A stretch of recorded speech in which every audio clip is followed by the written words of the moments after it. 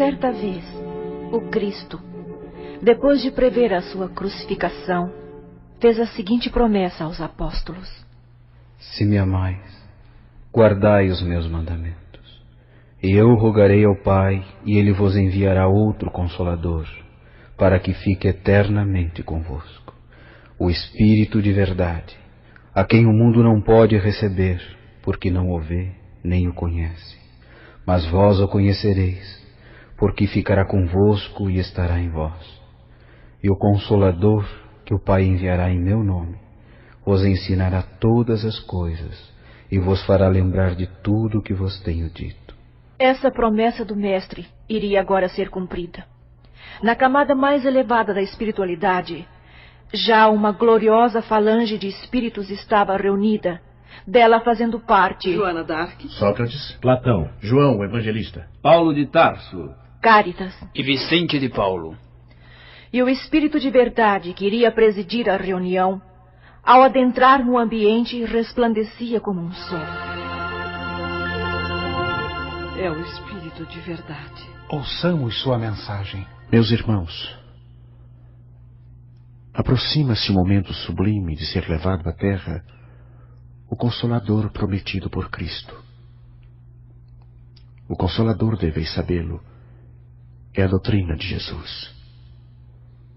Só ela, espalhada pela terra, poderá consolar a humanidade e dirigida até Deus. A minha missão, com a colaboração de todos vós, será a de restabelecer as verdades do cristianismo, deturpadas pelos homens, e acrescentar tudo aquilo que Jesus não pôde dizer, devido ao atraso intelectual da humanidade. Para abrir o caminho e facilitar nossa missão, espíritos com alto nível evolutivo já reencarnaram ou estão reencarnando. Pestalozzi, Thomas Edison, Darwin, Pasteur, Renan, Comte, Spencer.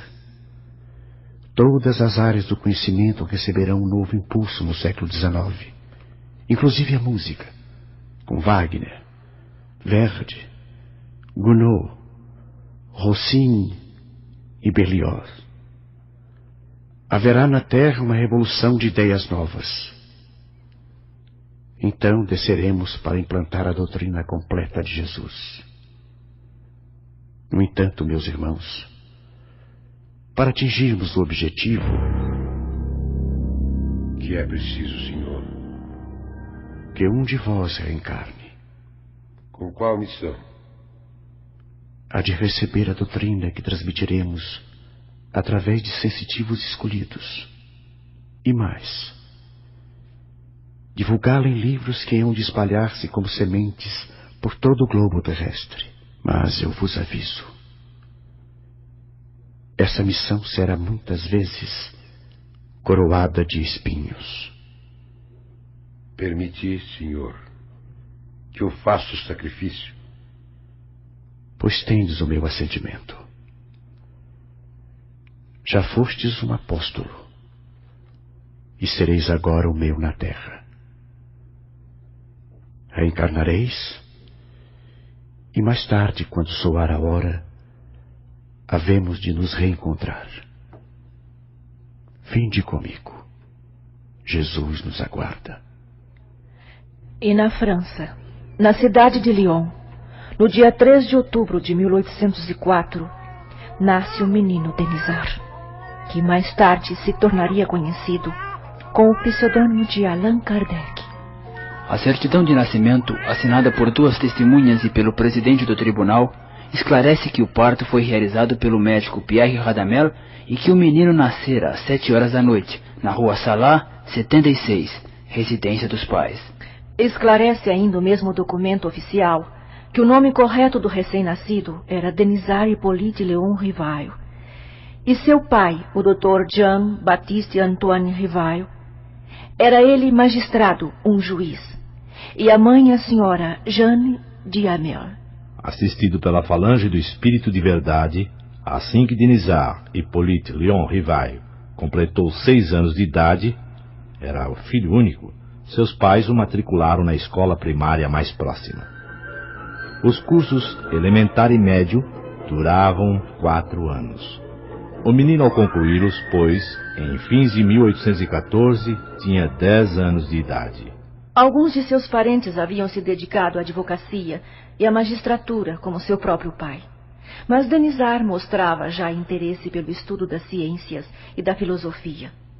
E enquanto o imperador Napoleão Bonaparte seguia preso para a ilha de Santa Helena, após ser derrotado em Waterloo, o menino Denizar seguia em companhia de seus pais para a tranquila cidade de Yverdun, na Suíça, a fim de estudar no instituto dirigido pelo famoso educador Henri Pestalozzi.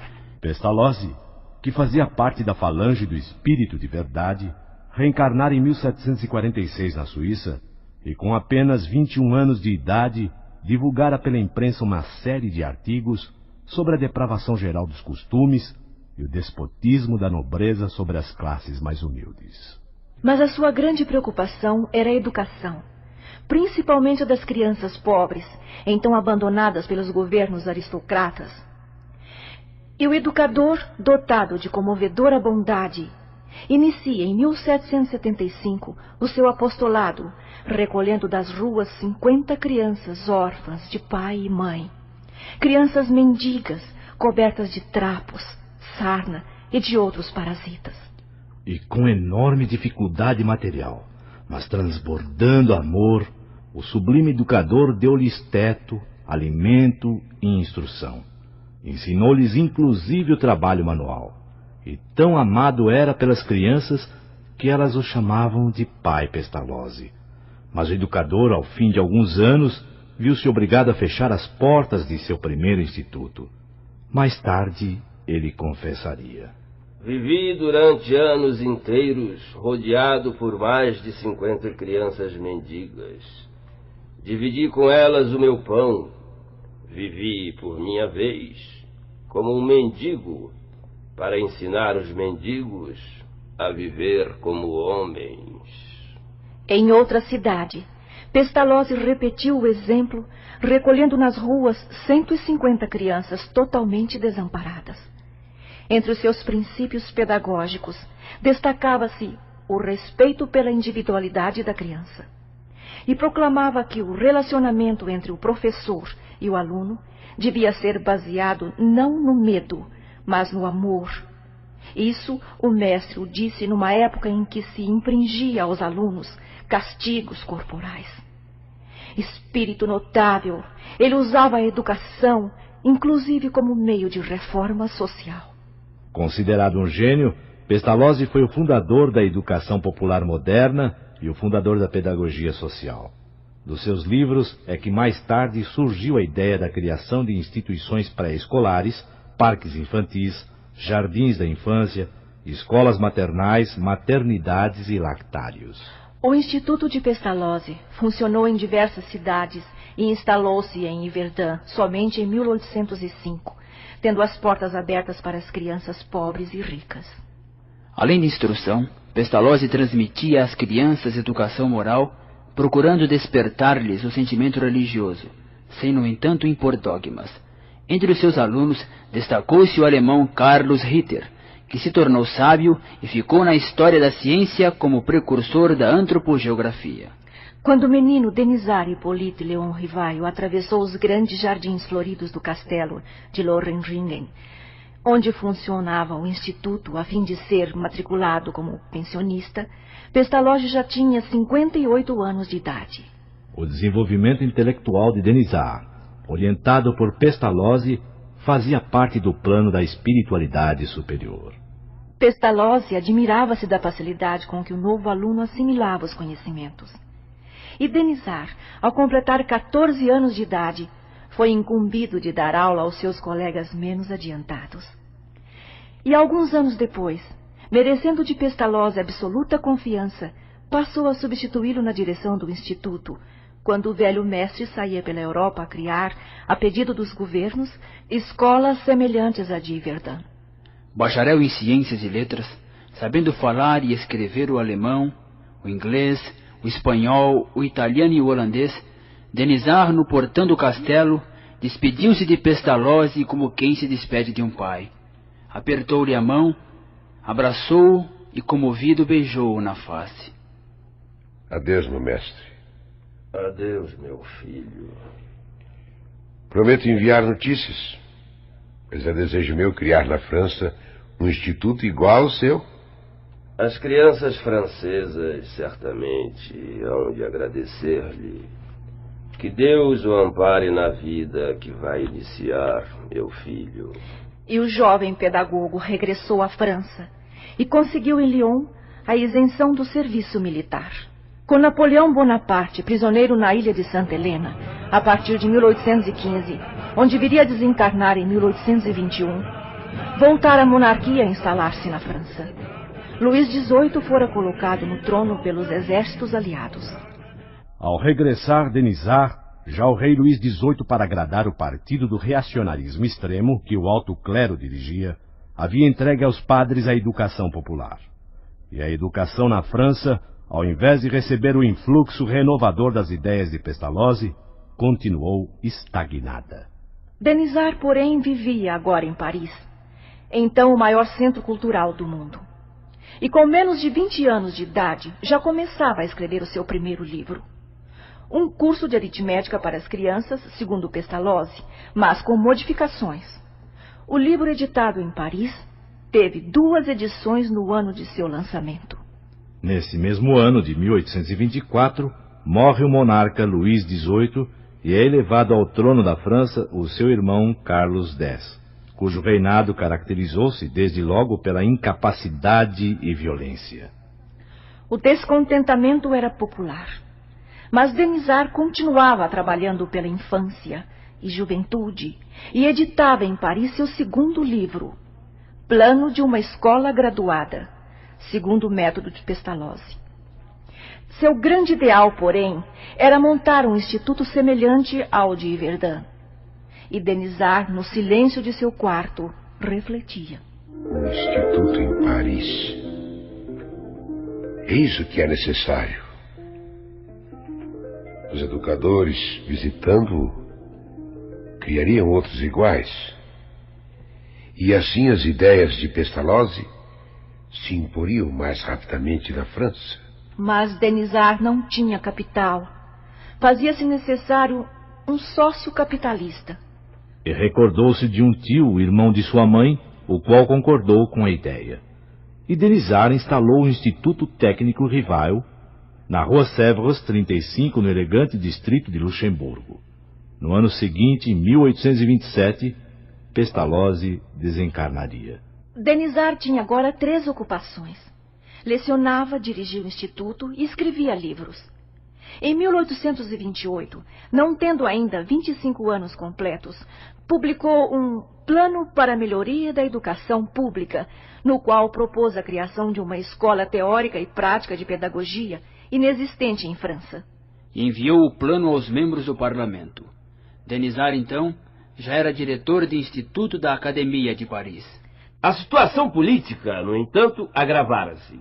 O rei Carlos X, obcecado pelo absolutismo real, amordaçou a imprensa, investiu contra o alistamento eleitoral e dissolveu as câmaras, impedindo que 270 deputados da oposição tomassem posse. A insurreição de Paris era iminente. Em julho de 1830, instala a Segunda Revolução Francesa, tramada nas sociedades secretas do país. Barricadas foram erguidas nas ruas e praças de Paris. Foram 3 dias de pavor com a artilharia e a fuzilaria. E Carlos X foge para a Inglaterra, antes mesmo das tropas reais serem vencidas. E a coroa da França é colocada na cabeça de Luís Filipe, que a manteve durante 18 anos. É absolutamente certo que Denisard, ao contrário da juventude francesa, não participou da Revolução. Sua formação baseava-se no amor universal. A fraternidade para o jovem educador não era apenas uma palavra, era uma filosofia de vida. E com a instalação da monarquia liberal, que deu tranquilidade à França, voltou Denisard a abrir a porta de seu instituto. Corria o ano de 1831, e Denisard deu à publicidade quase que simultaneamente 3 novos trabalhos, que firmaram seu nome na área da pedagogia. O primeiro, Memória sobre a Instrução Pública, ele enviou à comissão encarregada pelo governo de preparar um projeto de lei sobre o ensino. O segundo, uma gramática francesa clássica, de acordo com um plano novo, em cujas páginas revelava o profundo conhecimento linguístico. E o terceiro, qual o sistema de estudos, mais em harmonia com as necessidades, enviado à Real Academia de Ciências de Arras, foi premiado.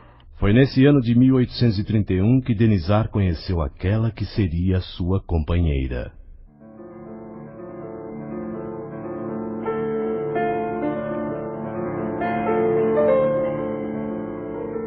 Meu nome é Amélie. Tinha ela a estatura média, as feições belas, os olhos claros e serenos. Amélie? Amélie Gabrielle Boudet. E sou sua admiradora. Li todos os seus livros. É uma satisfação saber que a senhorita os leu. Por que se interessa tanto pela pedagogia? Como o senhor, eu sou também professora. Ah, sim? Mas eu deixei de lecionar. E escrevi 3 livros. É também autora? Mas que interessante. E que livros publicou? O primeiro saiu há 6 anos passados, em 1825, e se chama Contos Primaveris. O segundo, Noções de Desenho. Eu gosto muito de desenho e de pintura. Foi publicado em 1826. E o terceiro, O Essencial em Belas Artes, publicado em 1828. É curioso, senhorita Amélie. Estamos nos conhecendo agora, no entanto, tenho a sensação de que a conheço há tanto tempo. É uma sensação muito estranha. Bem, Sr. Denisard, já que me fez essa confissão, eu devo lhe dizer que sinto a mesma coisa. E pode me chamar de Gabi. É como os amigos me tratam. Amélie Boudet nascera em Paris no dia 23 de novembro de 1795. Tinha, pois, 9 anos a mais que Denisard. Culta, inteligente, professora e autora de livros, numa época em que poucas mulheres dedicavam-se ao estudo, Amélie não poderia jamais aceitar como esposo quem não correspondesse francamente aos seus ideais. Por isso mesmo, recusava alguns pretendentes. Denisard, porém, lhe parecia o homem certo, não obstante mais moço, e aceitou o seu pedido de casamento. E meses depois, no dia 6 de fevereiro de 1832, assinaram eles o contrato de matrimônio. E passaram a residir no prédio onde estava instalado o Instituto Técnico Rivail. O casal não teve filhos. 3 anos depois, em 1835, a vida econômica de Denisard sofreu um abalo. Seu tio tornara-se um jogador inveterado. O instituto, à beira da falência, entrou em liquidação, cabendo a cada sócio 45.000 francos.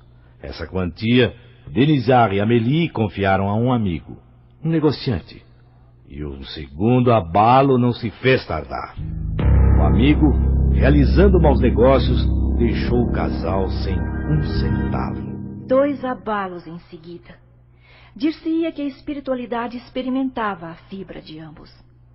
Mas Denisard, amparado pela esposa, entregou-se tenazmente ao trabalho. Passou de dia a cuidar da contabilidade de 3 firmas e à noite a escrever livros pedagógicos. Fez também traduções de obras clássicas, alemãs e inglesas. Sua vida profissional foi equilibrando-se, sempre amparado pela valorosa Amélie Boudet, que se tornou, por assim dizer, sua secretária. Mais tarde, Denisard deixou as 3 firmas e passou a organizar os cursos que o professor Levi Alvarez, seu grande amigo, dava no bairro de Saint-Germain. Em parceria com ele, escreveu 2 obras. Logo depois, começava a lecionar no Liceu Polimático. E em seguida, sua carreira pedagógica foi coroada. A Universidade de França adotara os seus livros. E Denisard, reconhecido publicamente como educador emérito, começou a ministrar em sua própria residência cursos gratuitos de química, física, astronomia e etc. No entanto, a atmosfera política novamente estava pesada. A revolução era premente. Os escândalos na administração do rei Luís Filipe provocavam conspirações e levantes operários.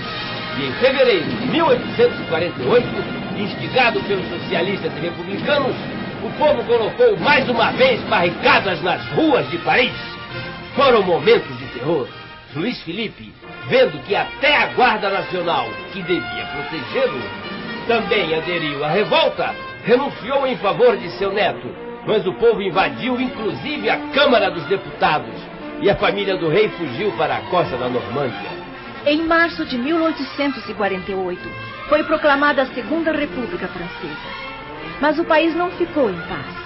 Os revolucionários socialistas, querendo as rédeas do governo, incitaram o povo. 50.000 operários saíram armados às ruas de Paris e foram esmagados pelas tropas legais. E em dezembro, o povo elegeu presidente da França, Luiz Napoleão, sobrinho de Napoleão Bonaparte. 3 anos depois, o novo presidente deu um golpe de Estado e dissolveu a Assembleia. E no ano seguinte, proclamou-se imperador com o nome de Napoleão III. A ascensão de Napoleão III, no entanto, foi providencial pelo fato de que ele acreditava na comunicação dos espíritos. Aproximava-se agora o momento do professor desempenhar sua missão espiritual. Estamos em 1854 e ele tem 50 anos de idade e é membro de diversas instituições, destacando-se a Real Academia de Ciências Naturais de França.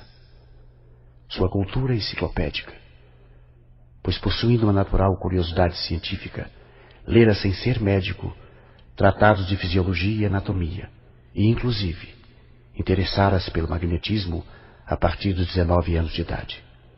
Essa curiosidade científica é que serviria de alavanca para os espíritos do senhor levarem o professor ao exame dos fenômenos da mediunidade. As sessões com a mesa girante popularizaram-se nos Estados Unidos devido às irmãs Fox. 6 anos depois, em 1854, a mesa girante se tornaria um divertimento de salão em toda a Europa. Quem primeiro falou da mesa girante ao professor Denisard foi o Sr. Fortier, um magnetizador. Já sabe da singular propriedade que se acaba de descobrir no magnetismo? Parece que já não são somente as pessoas que se podem magnetizar, mas também as mesas, conseguindo-se que elas girem e caminhem à vontade. Mas isso não me parece impossível. O fluido magnético, Sr. Fortier, que é uma espécie de eletricidade, pode perfeitamente atuar sobre os corpos inertes e fazer que eles se movam. E semanas depois, temos uma coisa muito mais extraordinária. Não só se consegue que uma mesa se mova magnetizando-a, como também que fale. Interrogada, ela responde através de batidas. Isto agora é outra questão. Só acreditarei vendo.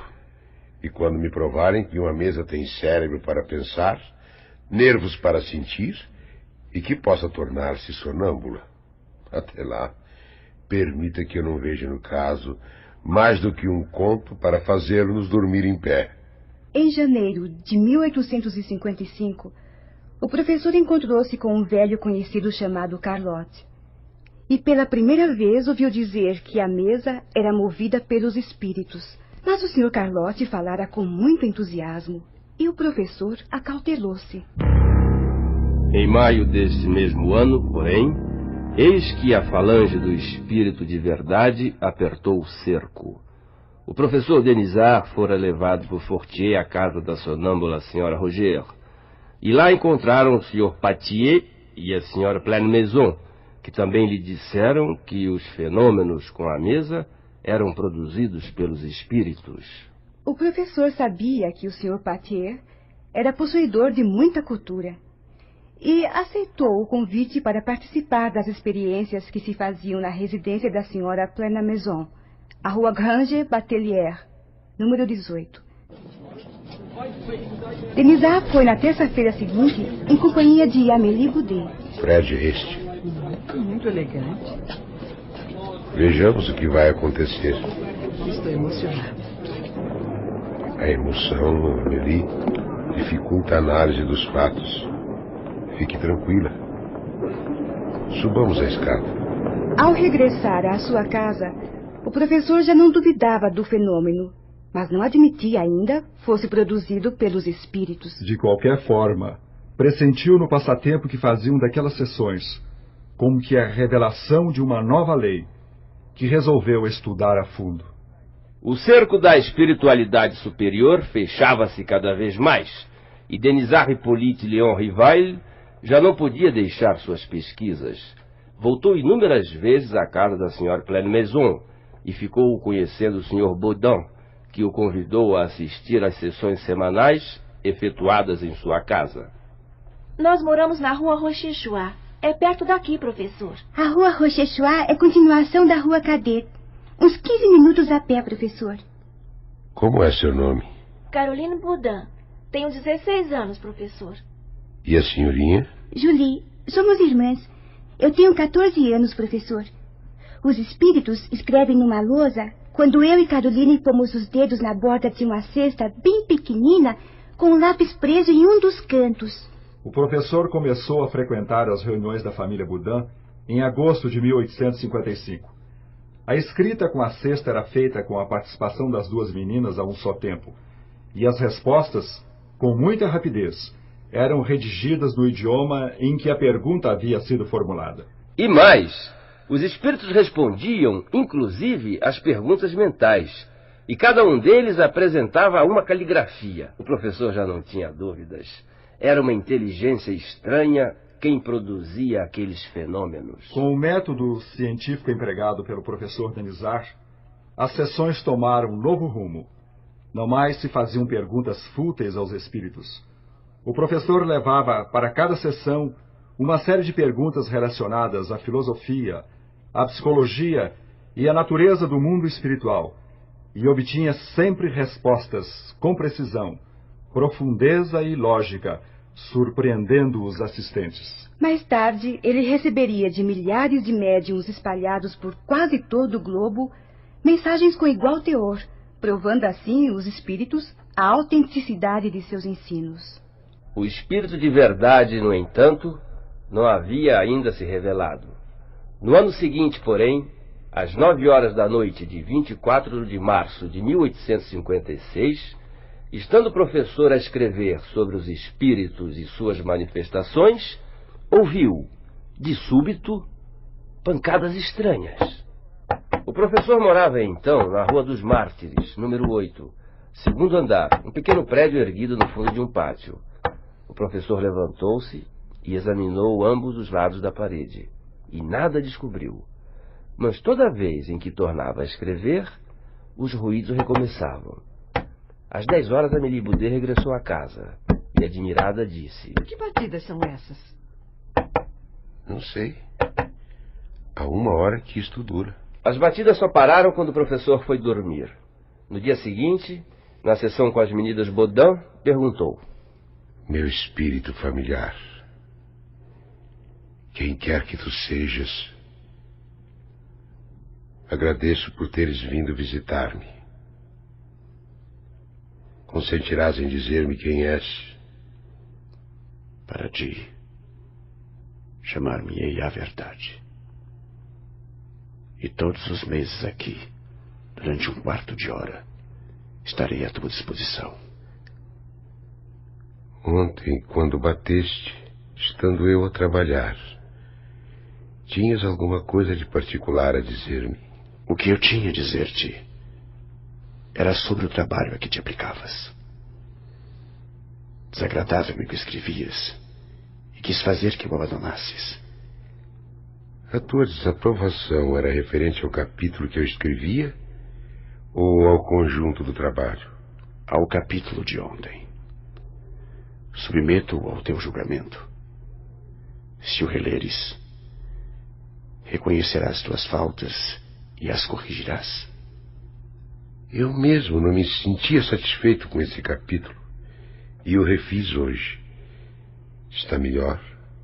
Está melhor, mas ainda não satisfaz.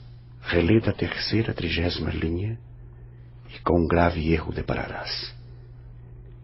Rasguei o que escrevera ontem. Não importa. Isso não impediu que a falta continuasse. Relê e verás. De regresso à casa, o professor examinou o capítulo. E espantou-se de haver cometido na 30ª linha um erro grave. Mas ficou satisfeito. Tinha agora a certeza de que todos os seus escritos eram analisados, frase por frase, pela espiritualidade superior. Por essa época, já ele participava também das sessões com a senhorita Jaffé, médium sonâmbula e notável psicógrafa. As comunicações eram transmitidas através da então chamada cesta de bico. Foi numa dessas sessões que, pela primeira vez, ouviu dizer de sua missão, embora de maneira vaga. Deixará de haver religiões, mas uma se fará necessária, verdadeira, grande, bela e digna do Criador. Seus primeiros alicerces já foram colocados. Quanto a ti, Rivaio, a tua missão é aí. E a cesta, agora sem contato, bruscamente voltou-se para o seu lado, como teria feito uma pessoa que o apontasse com o dedo, o que deixou o professor e os assistentes emocionados. Na semana seguinte, em 7 de maio de 1856, a missão foi confirmada pelo espírito Hahnemann. Se observares as tuas aspirações e tendências, e o objeto quase constante das tuas meditações, não te surpreenderás com o que te foi dito. Tens de cumprir aquilo com que sonhas desde longo tempo. É preciso que nisso trabalhes ativamente para estares pronto, pois mais próximo do que pensas vem o dia. A confirmação definitiva da missão somente poderia ser dada pelo Espírito de Verdade. E no dia 12 de junho de 1856, tendo por médium a senhorita Aline Carlotti, o grande espírito transmitiu ao professor a seguinte mensagem psicografada. Confirmo o que te foi dito, mas recomendo-te muita discrição se quiseres sair-te bem. E acrescentou: a missão dos reformadores é cheia de escolhos e perigos. Previno-te de que é rude a tua, porquanto se trata de abalar ou transformar o mundo inteiro. Não suponhas que te baste publicar um livro, 2 livros, 10 livros para em seguida ficares tranquilamente em casa. Tens que expor a tua pessoa. Suscitarás contra ti ódios terríveis. Inimigos encarniçados se conjurarão para a tua perda. Hás de te ver a braços com a malevolência, com a calúnia, com a traição mesma dos que te parecerão mais dedicados. As tuas melhores instruções serão desprezadas e falseadas. Por mais de uma vez sucumbirás sob o peso da fadiga. Numa palavra, terás de sustentar uma luta quase contínua, com o sacrifício do teu repouso, da tua tranquilidade, da tua saúde e até da tua vida. Pois sem isso, viverias muito mais tempo. Diante do professor, o futuro estava escrito com letras de fogo.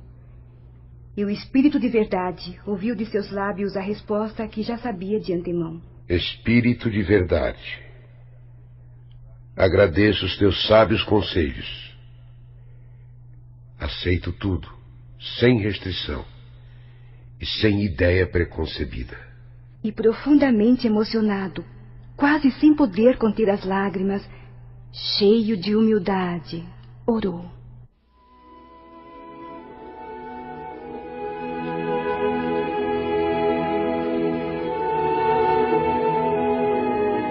Senhor, pois que dignaste lançar os olhos sobre mim para cumprimento dos teus desígnios, faça-se a tua vontade. Está nas tuas mãos a minha vida. Dispõe do teu servo. Reconheço a minha fraqueza diante de tão grande tarefa. A minha boa vontade não desfalecerá. As forças, porém, talvez me traiam. Supre a minha deficiência, Senhor. Dá-me as forças físicas e morais que me forem necessárias. Ampara-me nos momentos difíceis e com teu auxílio e dos teus celestes mensageiros, tudo farei para corresponder aos teus desígnios. As palavras do Espírito de verdade eram proféticas.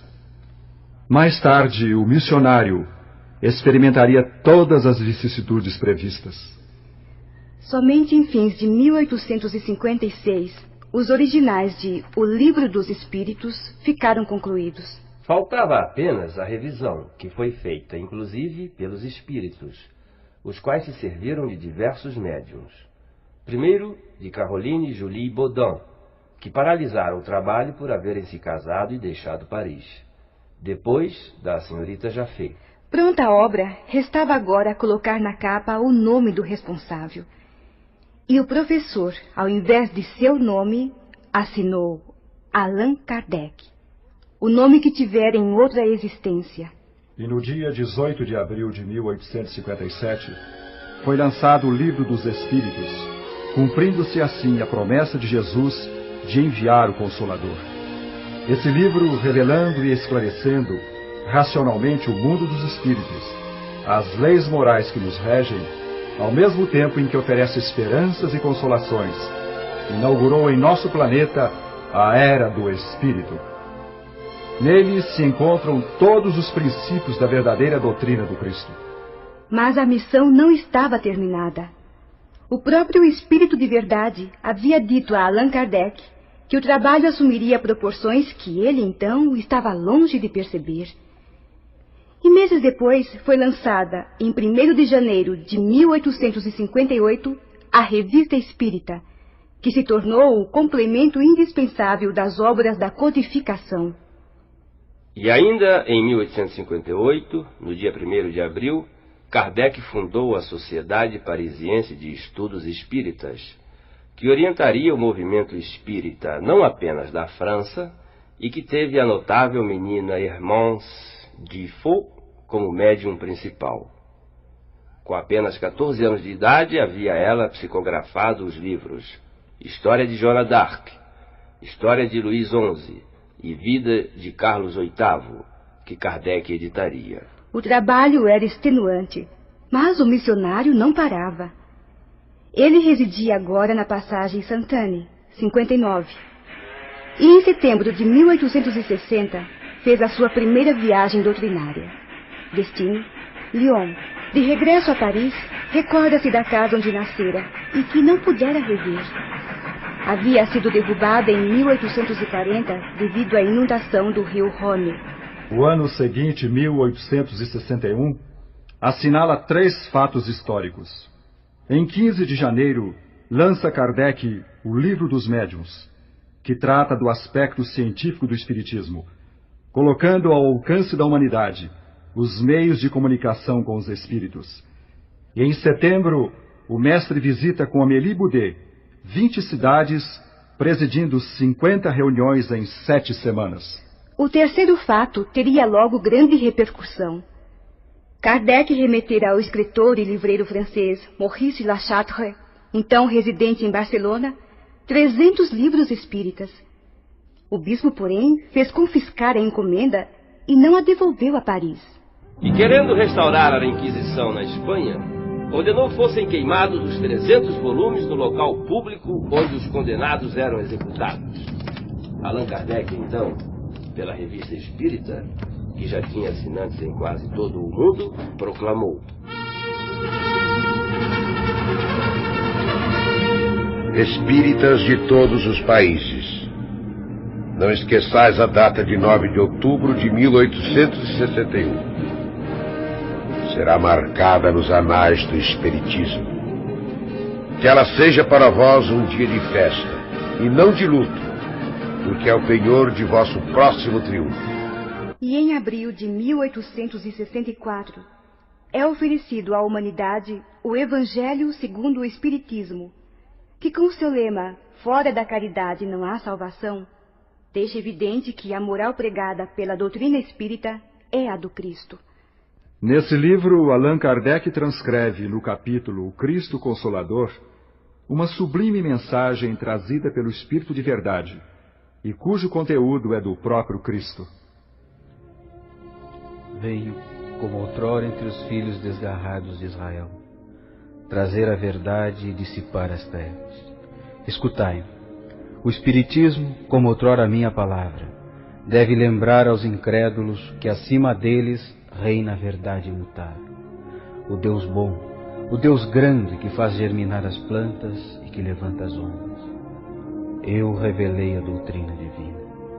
E como um ceifador liguei em feixes o bem esparso pela humanidade. E disse: vinde a mim, todos vós que sofreis. Mas os homens ingratos se desviaram da estrada larga e reta que conduz ao reino de meu Pai, perdendo-se nas ásperas veredas da impiedade. Meu Pai não quer aniquilar a raça humana.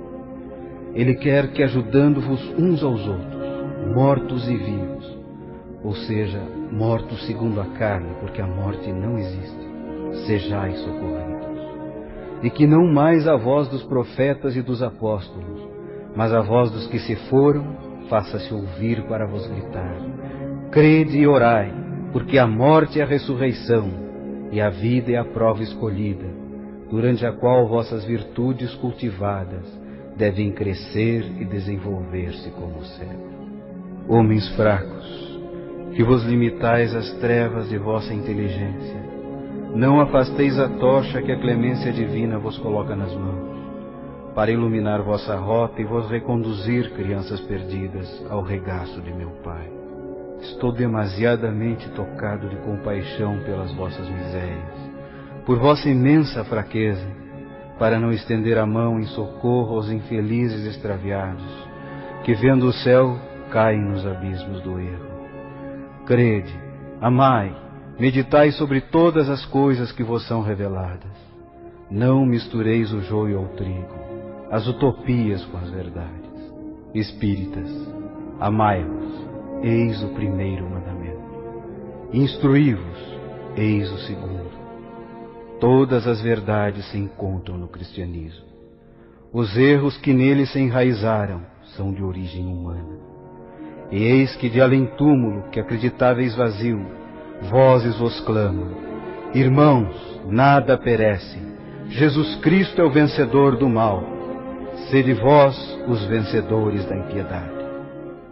Um ano depois de lançado o Evangelho, eis que no dia 17 de setembro de 1865 é fundado no Brasil, na cidade de Salvador, o primeiro centro espírita, o Grupo Familiar do Espiritismo.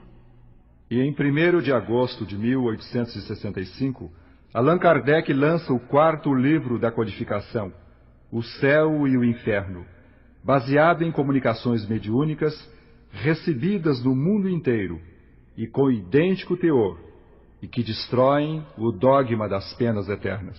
Kardec continua firme em seu trabalho apostolar. Faz viagens doutrinárias, dirige a Sociedade de Estudos Espíritas e a Revista Espírita. Responde centenas de cartas que lhe chegam, inclusive do outro lado do globo. Escreve livros e, com artigos magistrais, refuta os principais opositores da doutrina. Os espíritos recomendam-lhe repouso, mas ele continua a levantar-se às 4:30 da madrugada, mesmo no inverno, pois já fora avisado que não ficaria na terra por muitos anos mais. E em janeiro de 1868, publica o 5º e último livro da codificação, A Gênese, os milagres e as predições segundo o Espiritismo. E sentindo próximo o desenlace, redige um projeto para a constituição do Espiritismo. Estava concluída sua missão, ou seja, restabelecer na terra o cristianismo, em espírito e verdade.